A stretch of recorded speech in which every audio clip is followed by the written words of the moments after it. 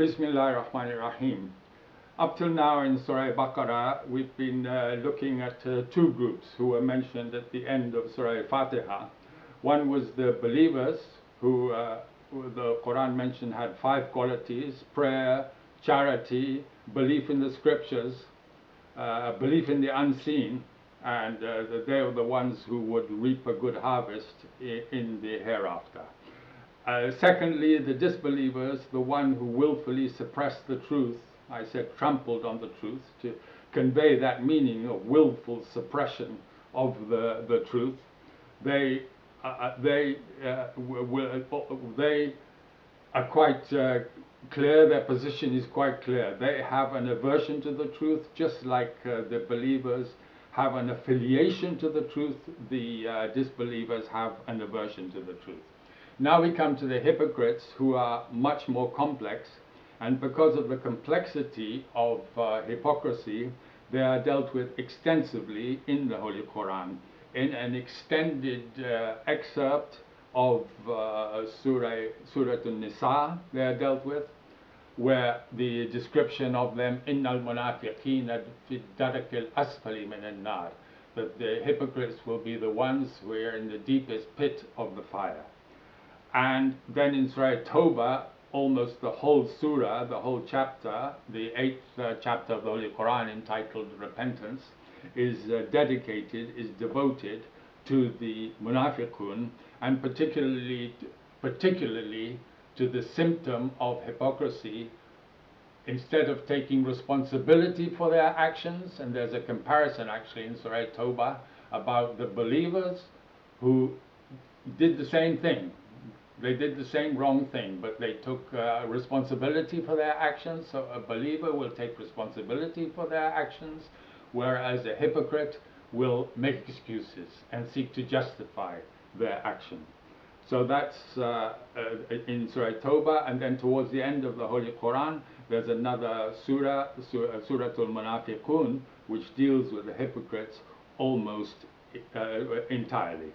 So they're dealt with extensively in the Holy Quran. This is an introductory paragraph, but even in the passage which we're dealing with today, the certain signs of hypocrisy are clear, which lead me. Almighty Allah says in these surahs, "Fi qulubihim maradun," in their hearts there is a disease. "Fazadahumullahu marada," and Allah has increased their disease. So that disease which they are afflicted with, I have interpreted, because of the symptoms of hypocrisy which are mentioned in the Holy Quran and in this paragraph, I have interpreted the disease of the heart, you can say the disease of the mind that they have, the personality disorder that they have, as sociopathy, because a lot of the symptoms of hypocrisy can be seen to be very similar to the symptoms of hypocrisy. A lot of the symptoms of hypocrisy can be seen to be very similar to the symptoms of sociopathy. So that's why I've given this the contemporary name to the affliction, to the mental affliction of the hypocrites. That's not to say that hypocrisy and sociopathy are the same thing. Hypocrisy is a religious term which is applied to one who is hypocritical in matters of religion. And an even more religious term is dissemblers, which comes in the Bible, but that's not a word that is so common nowadays. So I use either hypocrisy, and I'm labeling them as the sociopaths of Medina. So why of Medina? There weren't any hypocrites in Mecca, because the hypocrites will claim to be Muslims in order to get something out of it, in order to benefit, in order to serve their own ends. And in Mecca, there was no power, there was no influence, there was no might associated with Islam, So there was no point in anyone who was potentially a hypocrite claiming to be a Muslim, because they wouldn't get anything out of it. They would be persecuted as a result, so they wouldn't. Whereas in Medina, the Islam power, might became associated with Islam. So the more powerful Islam became, the more people were prone, people of that type of disposition were prone, who were prone towards that type of disposition, then became hypocrites. They claimed to be Muslims in order to serve their own ends, but in fact they were serving interests other than those of Islam.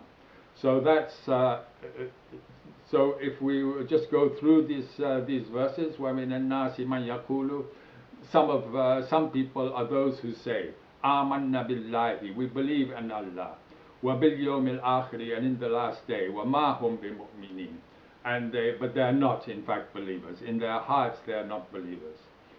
And there's two parts to Iman, there's two parts to faith. One is iqrarun bil lisani, that you declare your faith openly, and the second one, tasdiqun bil qalb, tasdiqun bil qalb, that you confirm your belief in your heart. So they've got no confirmation for their belief in their heart, so they're not really believers. In saying that they're believers, يُخَادِعُونَ اللَّهَ وَالَّذِينَ آمَنُوا, they seek to deceive Allah and those who believe. وَمَا يَخْدَعُونَ إِلَّا أَنفُسَهُم, but they don't deceive anyone except for themselves. وَمَا يَشْعُرُونَ, but they don't understand that this is what they're doing. They don't understand that because they don't have faith in the last day, when all their deception will come out into the open. فِي قُلُوبِهِمْ مَرَضٌ, so in their hearts there is a disease. And as I say, that from the characteristics, from the symptoms of this disease which are mentioned in the Holy Quran, I take this disease to be the personality disorder, a very pernicious type of the personality disorder known as sociopathy. فَزَادَهُمُ اللَّهُ مَرَضًا, so Allah increases their disease. So look, if they have one might say, if they have a mental condition, then are they responsible for that? Can they be blamed for that? Well, yes, they can, because this, it's much the same as we saw with the believers. There's an action on their part, which then, because of that action on their part, that increases. And we saw that with the believers, that they had taqwa, hudal lil-muttaqin. The Quran is a hudal lil-muttaqin. It gives guidance to those who have taqwa, those who have an affiliation with the truth, and aversion to falsehood, to wrongdoing, to anything which is displeasing to Allah. We had the same thing with the disbelievers, the tramplers on the truth. They had an aversion to truth, and because of this, there was a sealing of their heart. ختم الله على قلوبهم. So there was a sealing of their heart, and as a result of that, they will have a terrible punishment. So with the believers, they start off with the personality disorder that I mentioned, the marazul qalb. Then, فَزَادَهُمُ اللَّهُ, because they have this condition. So that is then فَزَادَهُمُ اللَّهُ مَرَضًا. Then that condition that they have is intensified. And then, azabun alim, they will have a painful punishment. So this condition, I'll accept that maybe the condition, there's everybody, if not a personality disorder, but most people will have some personality trait which is not pleasing to Allah. For instance, anger can be in a person. So what the shuyukh and what the people who deal with this type of thing and trying to reform people, trying to purify people, of traits which are not pleasing to Almighty Allah and are not conducive to progressing towards Almighty Allah. People who shuyukh, who deal with this type of thing, say there's two things. If a person has a personality trait, I took the example of anger, then that can be okay, it can't be eradicated completely. To eradicate it completely would be izala. That would be eradication of that particular trait. But what one can do, you can't eradicate it completely. But what you can do, rather than izala, you can do imala. You can direct that trait in a positive direction. And so, I mean, taking the example of anger, then somebody will be absolutely fierce. Someone who has that anger within them, they will channel that in a positive direction. They will be fierce, for instance, in their defense of Islam, in their promotion of Islamic interests. That's an example of how you can divert a trait which is not pleasing to Almighty Allah and not conducive to progressing on the spiritual path towards Almighty Allah. You can divert that trait and that characteristic in a positive direction. So the same is the case with a personality disorder. You can, with guidance and with help and with commitment and with sincerity, you can divert that personality disorder of sociopathy towards, if not a constructive end, if not a positive end, but at least a harmless end. Like, for instance, a lot of people will, single-minded pursuit of what that person wants. That's one of the characteristics, that's one of the symptoms of sociopathy. Will go to any length to get what they want.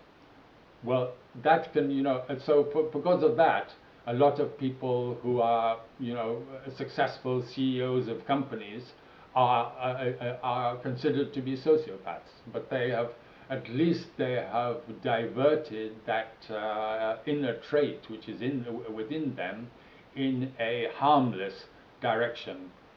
If it's not completely harmless, but at least it's in a mundane type of direction. But people who then use that trait to work for the detriment of Islam, that is a willful action on their part. So it's not, people who are expert at Islamic psychology, and I believe it's something that they go into considerably. I'm not sure if they've actually dealt with this hypocrisy as a form of sociopathy. But at the Cambridge Muslim College, for instance, they do a course in Islamic psychology, so they'll be able to speak on this with more expertise and with more knowledge.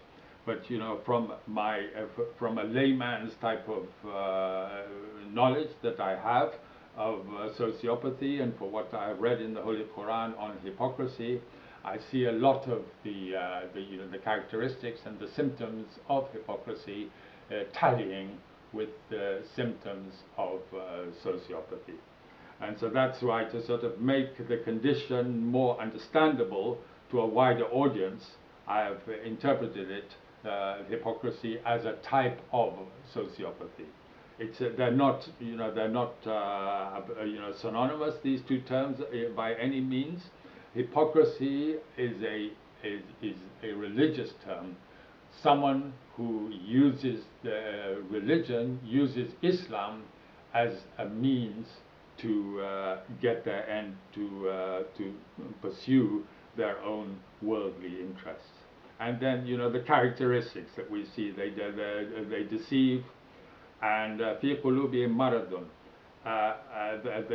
وَلَهُمْ عَذَابٌ أَلِيمٌ بِمَا كَانُوا يَكْذِبُونَ. They lie. They justify themselves for everything they do. وَإِذَا قِيلَ لَهُمْ لَا تُفْسِدُوا فِي الْأَرْضِ. Don't cause trouble in the land. When it's said unto them, don't cause trouble in the land. They say, إِنَّمَا نَحْنُ مُصْلِحُونَ, we are in fact peacemakers. So they have a ready excuse for everything. And this is what will be gone into, explored in great detail in Surah al-Tauba. Allah innahum humul mufsiduna, in fact they are the troublemakers, walakin la yashurun, but they don't understand. So if we go through the translation of today's lesson, وَمِنَ النَّاسِ, some people are those who say, this is the third group of people, after the believers and after the disbelievers. These are the hypocrites. Description of the hypocrites. Who are the people who were mentioned last in Surah al-Fatiha? The وَلَدَّالِّينَ. The ones who have gone astray. And we mentioned that the disbelievers are maghdubi alayhim, the ones who have earned the wrath of Almighty Allah. So some people are those who say, Amanna billah, we believe in Almighty Allah, وَبِالْيَوْمِ الْآخِرِ, and in the last day, وَمَا هُمْ بِمُؤْمِنِينَ, but they are not believers. So in their heart, it's something completely different to what they are saying. يُخَادِعُونَ اللَّهَ, they deceive, they seek to deceive Almighty Allah, وَالَّذِينَ آمَنُوا, and those who believe, وَمَا يَخْدَعُونَ, but they are not deceiving anyone except for themselves, وَمَا يَشْعُرُونَ, but they don't understand. They don't understand because they don't believe in the last day, when everybody will get their comeuppance, and all their deception will come out into the open. Their lies and deception will come out into the open. So they don't believe in the last day. So that's why they don't understand. فِي قُلُوبِهِمْ مَرَضٌ, they have a mental disorder, a personality disorder. In their hearts there is a disease. وَفَزَادَهُمُ اللَّهُ, they are sick. فَزَادَهُمُ اللَّهُ مَرَضًا, and Allah has increased their disease. وَلَهُمْ عَذَابٌ أَلِيمٌ, they will have a painful punishment. بِمَا كَانُوا يَكْذِبُونَ, because they lied, lying and lying and lying. That is to get what they want. That is a symptom of sociopathy, and also a sign of hypocrisy. And now we come to the lame excuses that they will always give, not taking responsibility for their actions, but seeking to justify them. وَإِذَا قِيلَ لَهُمْ, and when it is said unto them, لَا تُفْسِدُوا فِي الْأَرْضِ, don't cause trouble in the land, قَالُوا إِنَّمَا نَحْنُ مُصْلِحُونَ, they say, we are in fact peacemakers. We're going to both sides, pretending to be, being friends with the Muslims and being friends with the people who are against Islam, with the enemies of Islam, because we want to make peace between them. That's their justification. إِنَّمَا نَحْنُ مُصْلِحُونَ, they say that we are peacemakers. أَلَا إِنَّهُمْ, be aware that absolutely they are the troublemakers. وَلَكِنْ لَا يَشْعُرُونَ, but they don't understand. وَآخِرُ الدَّعْوَانَا أَنِ الْحَمْدُ لِلَّهِ رَبِّ الْعَالَمِينَ.